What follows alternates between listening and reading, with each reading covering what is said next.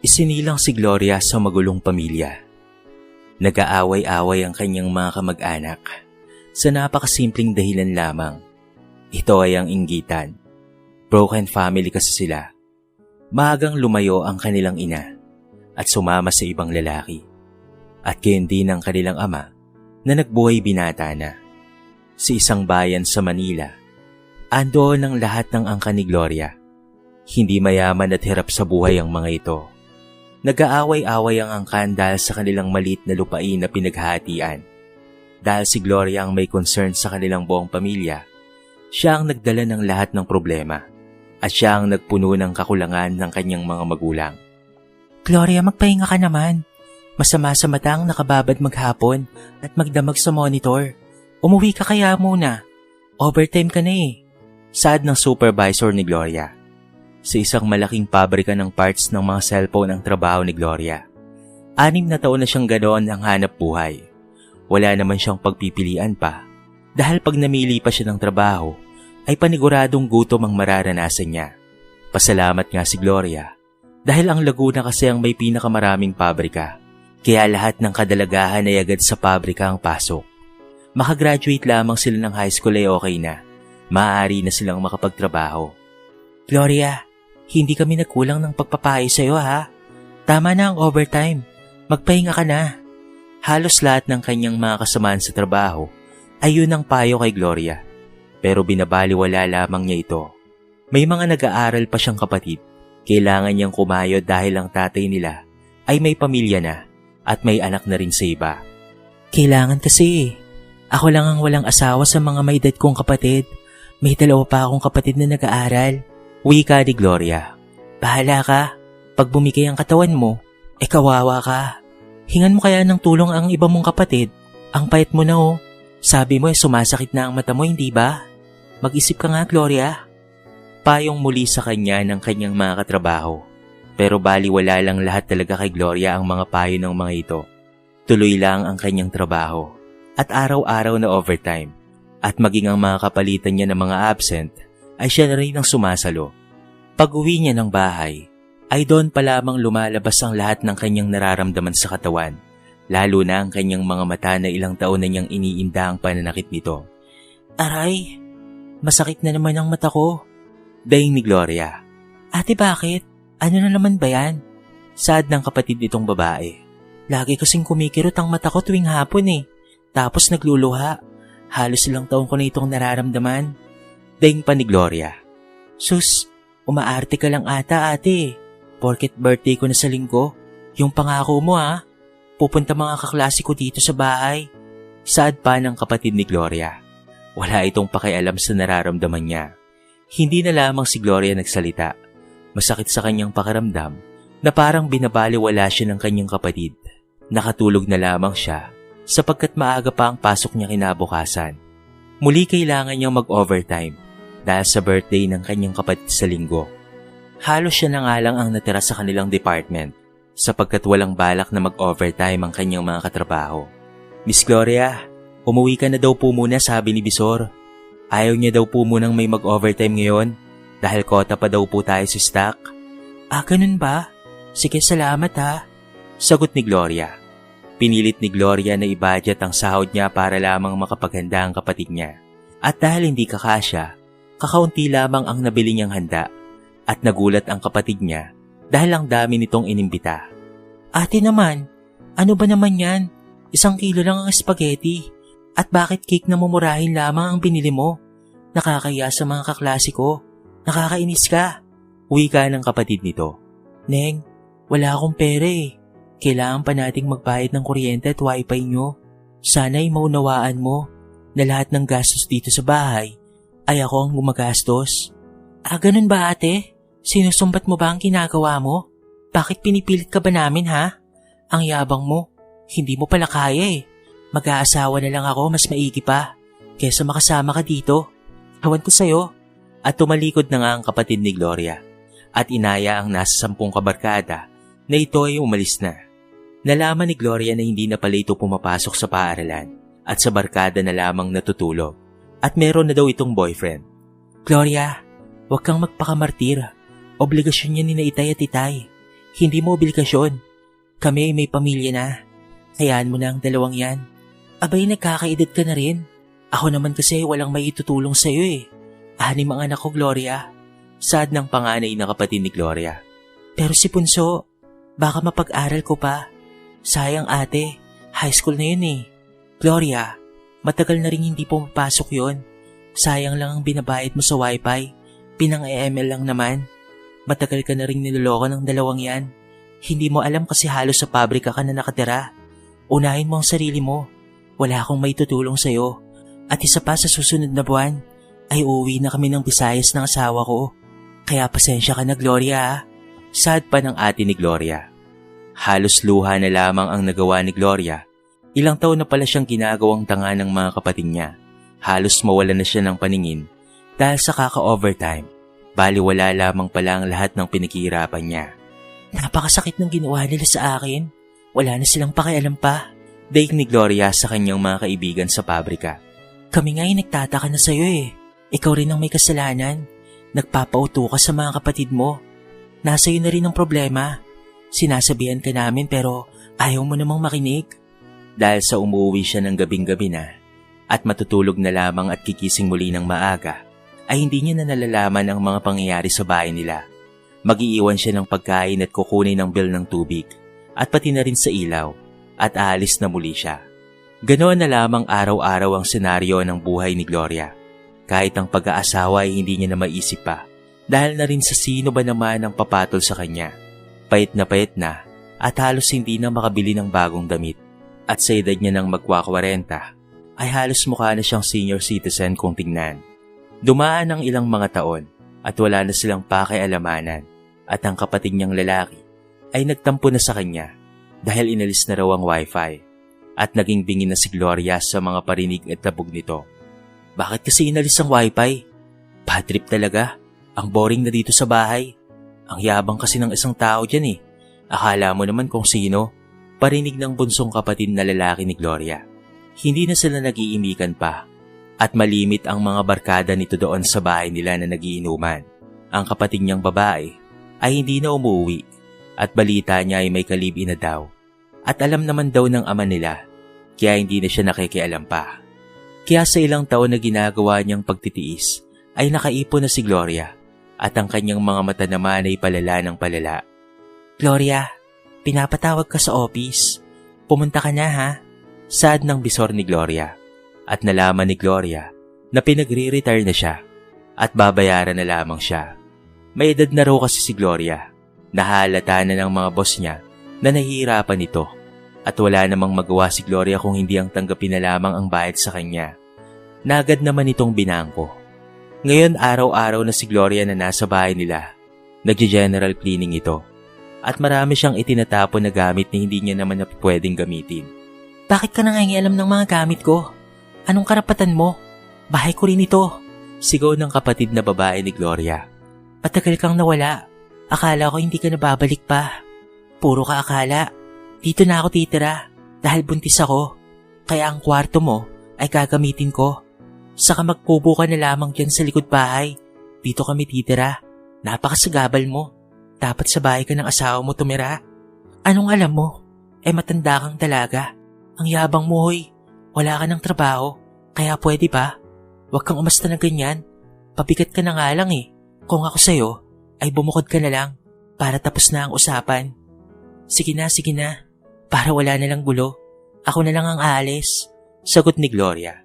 Dahil nga ayaw na ng gulo ni Gloria, kung kaya naman sa isang lote na pag-aari ng gobyerno ay doon siya nagkubo. At nagpaalam naman siya sa kapitan nila. Ayaw niya nang tumira malapit sa kanyang kapatid. Masakit para sa kanya na lagi na lamang siyang babastusin ng mga ito. Aba Gloria, solo kang mamumuhay dyan. Delikado, tabi ng highway ito. Sad ni kapitan. Wala po akong magagawa, kapitan. Mag-aaway-away lamang po kaming 3 magkakapatid. Ako na lamang po ang lalayo para wala na pong gulo. Dumaan ang mga buwan at taon. Nagtinda ng mga kakanin si Gloria at nararamdaman na niya ang panlalabo ng kanyang mga mata dahil may kakaunting ipon kung kaya naman nakabili siya ng salamin. Pero hindi yun sapat sapagkat may nararamdaman pa siyang masakit sa loob mismo ng kanyang mga mata. Tanging pagtitinda na lamang ang kanyang kabuhayan. Nilalakad niya patungo sa bayan para maglako ng mga kakanin, turon at iba pang pangmeryenda. Aba, Aling Gloria, napakasipag mo naman.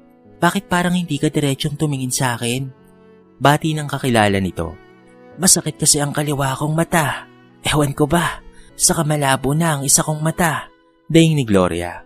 Aba, Aling Gloria, baka mabangga ka niyan. Tumatawid ka ng malalaking highway para lamang makarating sa bayan. Mahirap yan. Mag-iingat ka, Aling Gloria, ha? Sad pa ng ilang kakilala ni Gloria. Napaluha na lamang si Gloria dahil ano nga ba ang gagawin niya ngayon? Ang pera niya ay hindi na sapat para magpa-check up at wala naman siyang malalapitang ibang tao. Patuloy lamang si Gloria sa araw-araw niyang pamumuhay. Hindi niya naalintana ang anumang sagabal. Basta't magtitinda siya, kahit halos hindi na niya makita ang pagluluto. Kaya naman tumatambay na lamang siya sa may simbahan o sa maraming mga tao na dumaraan. Malabong-malabo na ang kanyang paningin. May ilang kabataan na ninanakawan pa nga siya ng kanyang paninda, pero hindi niya ito nalalaman. Sige na iho, kumuha ka na, huwag ka nang mahiya. Eto ang plastic. Saad ni Gloria. At nagtawanan papalayo ang mga kabataan dahil halos maubos ang kanyang paninda at nagtatatakbo naman papalayo ang mga ito. Hoy, grabing mga kabataan to. Hindi na naawa kay Lola. Sigaw ng isang lalaki na family driver na nagdideposito sa bangko. Bakit, Utoy? Anong nangyayari? Tanong ni Gloria. Naku, Lola, halos masaid na po ang paninda mo ng mga yon. Tinakbo ng mga kabataan yon ng paninda mo. Pabili nga po ako ng isang turon, Lola. Sabay abot nito ng 100 kay Gloria at napuna ng lalaki na kinakapa na lamang ni Gloria ang pera at nagsusukli pa ng mali. Hala, Lola, sobra po ang sukli nyo at ibinalik nyo po sa akin ang bayad ko. Nako, pasensya ka na. Malabo na kasi ang mata ko, iho. Sagot ni Gloria. Lola, pag ganyan po, ay lolokohin ka po talaga ng ibang mga tao. Bakit po nagtitinda ka pa? Hirap ka naman na po palang makakita.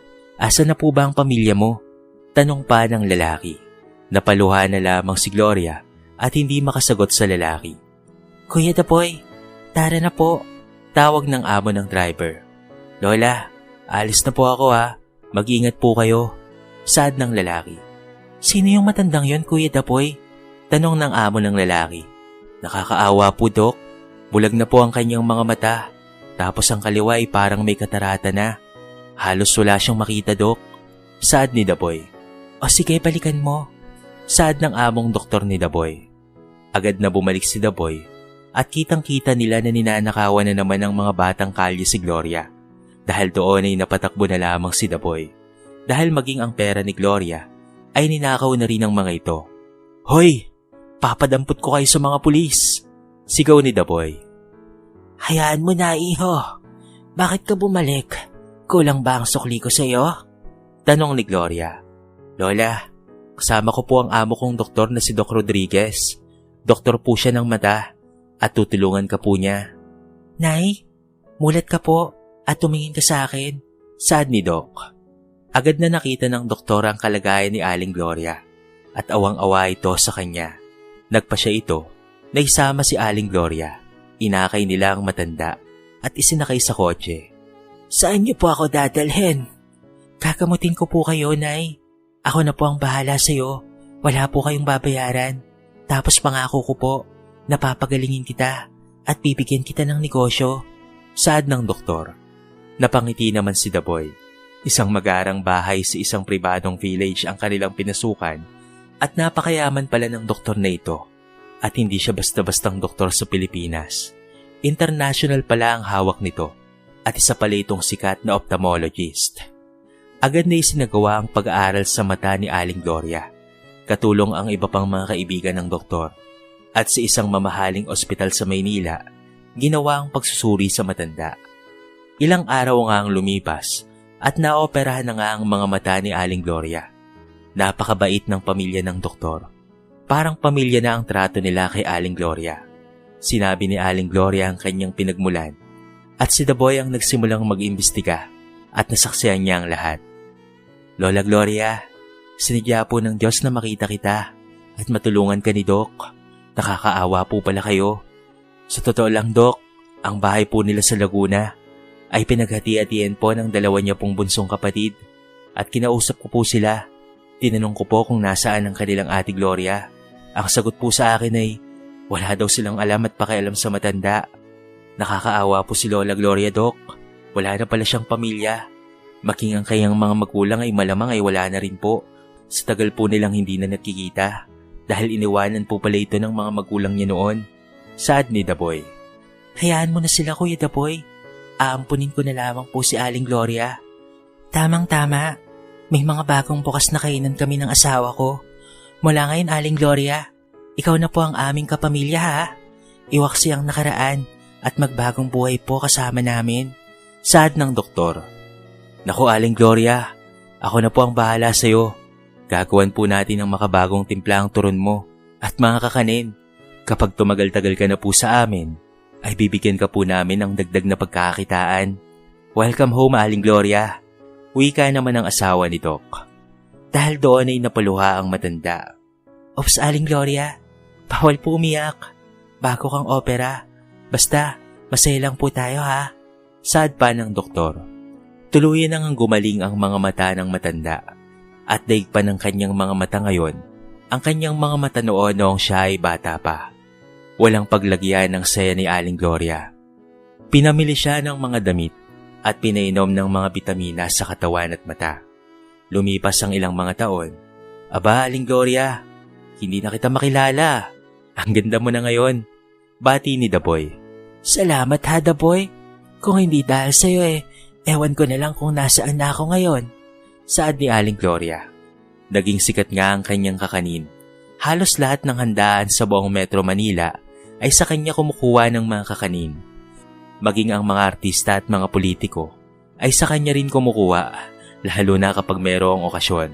Kasama palagi ang kakanin ni Aling Gloria sa menu nila. Malaki na ang ipon ni Aling Gloria sa bangko at alam niyang hindi na siya maghihirap pa sa buhay. Kapamilya na rin kasi ang turing sa kanya ng angka ni Doc Alice.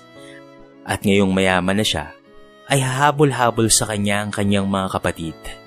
Napatawad naman na niya ang mga ito, pero hindi na siya nag-aksaya pa ng panahon na muling makapasok ang mga ito sa kanyang buhay. Tinanggap na lamang niya ang lahat na ganoon talaga ang buhay. Kailangang matutong tanggapin ang kapalaran. Isang event naman ang ginanap at bayad iyon ng isang mayamang politiko. Maraming barangay ang pinakain ng naturang politiko at bawat barangay ay si Aling Gloria ang personal na nagdadala ng kanyang kakanin. Doon nga ay nakita siya ng kanyang bunsong kapatid na lalaki na isang adik. Payat na payat ito at ang trabaho nito ay mag-abang ng maho-hold up. Ate Gloria, bigatin ka na. Mukhang mapera ka na ngayon. Pahingi naman ng pera. Pinabayaan mo na kami ha. Akin na yung bag mo. Napakabastos mo, Jun. Ganyan na pala ang buhay mo. Hindi ka nakakaawa, alam mo ba? Mamamatay ka ng ganyan. At anong akala mo sa akin? Kagaya pa rin noong nauuto nyo? Sige, subukan mong kunin ang bag ko. At ipapahanap kita at ipapakulong. Sa daming tauhan ng pulis dito, ay hindi ka talaga makakatakas. Hindi alam ng kapatid ni Aling Gloria na mayroon palang mga nakasibilyang pulis na lalaki sa likuran nila. Hinatak ngang pilit nito ang bag ni Aling Gloria at sapat na ang eksenang iyon para pusasan si June at ito ay ikulong. Alam ni Aling Gloria na ilang araw lamang ay makakalabas na ito at gagawa na naman ng masama. Kaya naman gumawa ng paraan ng doktor na maparehab ang kapatid ni Aling Gloria upang hindi ka agad ito makalabas. Nakarating naman ito sa isa pang kapatid ni Aling Gloria at nalaman na may pera na ang kanyang ate. Pilit mang iwasan ni Aling Gloria ang mga ito, pero hindi pa rin inaadya ng panahon at pagkakataon. Agad itong nagtungo sa bahay ni Doc at nagdrama pa. Habang humingi ng pera kay Aling Gloria. Ate, tulungan mo naman ako. May sakit ang mga pamangkin mo. Baka naman pwede mo silang suportahan. Wala ka namang anak, hindi ba? Saka lang namang ibang tao ang makinabang sa'yo. Kami ang pamilya mo, oh. Hindi na ako ang ate mo na nauuto mo noon. Noon ay nagawa mo akong utu-utuin at pinagmumura mo pa ako. Pero hindi mo na ako maloloko pang muli ngayon. Magdusa ka.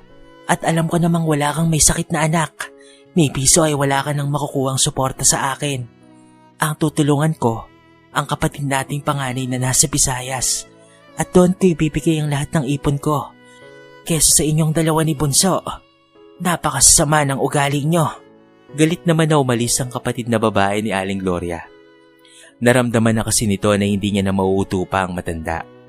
Nagpaalam naman si Aling Gloria sa asawa ni Doc at pati na rin kay Doc at hinanap niya ang kanyang ate sa Visayas. Nakita niya naman ito sa tulong ng mga kamag-anak ng asawa nito at lumuluha itong sumalubong kay Aling Gloria. Matanda na rin ito at meron ng sakit. Masayang masaya itong makitang kakaiba na ang pananamit at hindi nabulag ang kanyang kapatid. Inabutan naman ni Aling Gloria ng nasa 100,000 piso ang kanyang ate at sinabing magpagamot ito. Hindi na rin nagtagal si Aling Gloria at umalis na rin ito pabalik ng Maynila. Muli siyang nagtrabaho at nag-ipon para naman sa kanyang pagtanda. Nangako naman ang mag-asawang doktor na wag nang isipin pa ang pagtanda niya at sila na ang bahala sa lahat. Basta't mag-enjoy na lamang daw si Aling Gloria sa buhay at magluto pa ng masasarap na kakanin ay masaya na silang mag-asawa. Kaya hanggang ngayon ay kilalang kilala sa buong Metro Manila ang kakanin ni Aling Gloria, lalo na sa mga catering.